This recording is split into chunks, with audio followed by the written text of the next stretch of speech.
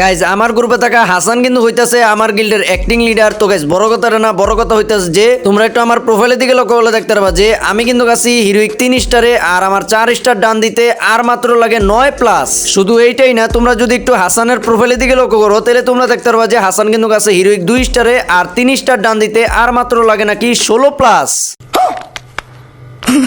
তো এক ম্যাচ খেলার পরে কিন্তু আমাদের 1 স্টার করে দুইজনেরই বাড়বে। এর জন্য আমি বেশি দেরি না করে দিলাম ম্যাচ স্টার্ট। ম্যাচের ভিতরে আসার পরে দেখতেছিলাম যে আমার সামনে একটা প্লেয়ার, এখন ফার্স্ট টাইম কিন্তু এই প্লেয়ারটা কিন্তু রাশ দেয়া দেয় আমার উপর।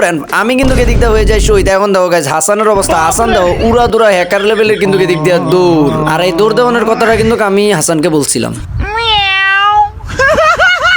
এখন গাইস তোমরা একটু এদিকে লক্ষ্য করলে দেখতে পারবা যে লাস্ট কিন্তু কার একটা প্লেয়ারই বাদ বাকি আছে। তো আমি কিন্তু বেশি দেরি না করে উড়া দুরা হ্যাকার লেভেলের রাশ দিয়ে ম্যাচ করে ফেললাম ভুইয়া।